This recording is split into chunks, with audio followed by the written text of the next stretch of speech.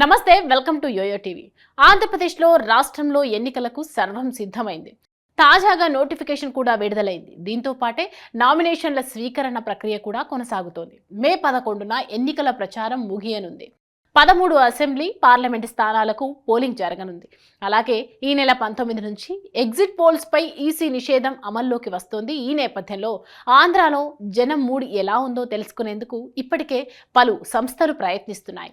వీటిలో వైసీపీకి కొన్ని, కూటమికి మరికొన్ని జైకొట్టాయి. ఇదే క్రమంలో మరో సర్వే ఫలితాలు వెలువడ్డాయి. ఏపీలో వచ్చే ఎన్నికల్లో జనం మొగ్గు ఎటువైపు ఉందో తెలుసుకునేందుకు పోల్ పల్స్ అనే సర్వే సంస్థ తాజాగా నిర్వహించిన సర్వే ఫలితాలను ఇవాళ వెల్లడించింది.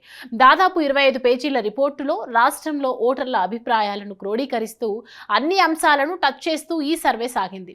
ఈ సర్వేలో ఏ పార్టీకి ఎన్ని సీట్లు రాబోతున్నాయి, సీఎంగా జనం ఎవరి వైపు మొగ్గు చూపుతున్నారు, పార్టీల వారీగా సాధించే ఓట్ల శాతం ఎలా ఉంది, రాష్ట్రంలో జనాభిప్రాయం వెనుక ఉన్న కారణాలేంటి, ఇలా పలు అంశాలపై ఈ సర్వే సాగింది. పోల్ పల్స్ ప్రీ పోల్ సర్వేలో ఈసారి రాష్ట్రంలో టీడీపీ, బీజేపీ, జనసేనతో కూడిన ఎన్డీఏ కూటమికి 98 నుంచి 104 సీట్లు వస్తాయని అంచనా వేసింది. అలాగే వైసీపీకి 54 నుంచి 60 సీట్లు వస్తాయని తేల్చింది. 23 సీట్లలో మాత్రం గట్టి పోటీ ఉందని తెలిపింది. అలాగే జిల్లాల వారీగా ఫలితాలను కూడా వెల్లడించింది. రాష్ట్రంలో ఈసారి కూటమికి 51.2% ఓట్లు వస్తాయని, వైసీపీకి 42.8% ఓట్లు మాత్రమే వస్తాయని తెలిపింది. కాంగ్రెస్ కు 3.6%, ఇతరులకు 2.4% ఓట్లు రాబోతున్నట్లు పేర్కొంది.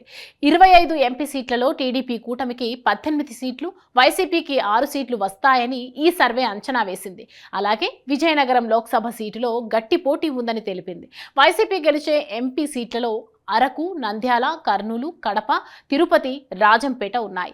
మిగిలిన సీట్లలో కూటమి పార్టీలు గెలవబోతున్నాయి. బీజేపీ అనకాపల్లి, రాజమండ్రి, నరసాపురం ఎంపీ సీట్లను గెలుచుకోనుండగా జనసేన పోటీ చేస్తున్న 2 సీట్లు బందరు, కాకినాడలో గెలుస్తుందని సర్వే తెలిపింది. అలాగే ఈ సర్వేలో పాల్గొన్న వారిలో వైసీపీ ప్రభుత్వ పనితీరు బాగుందని 32%, బాగోలేదని 44% మంది చెప్పారు. వైసీపీ తిరిగి అధికారంలోకి వస్తుందని 41%, రాదని 52% చెప్పారు. సీఎంగా జగన్ కు 42.5%, చంద్రబాబుకు 50% మంది మొగ్గు చూపారు.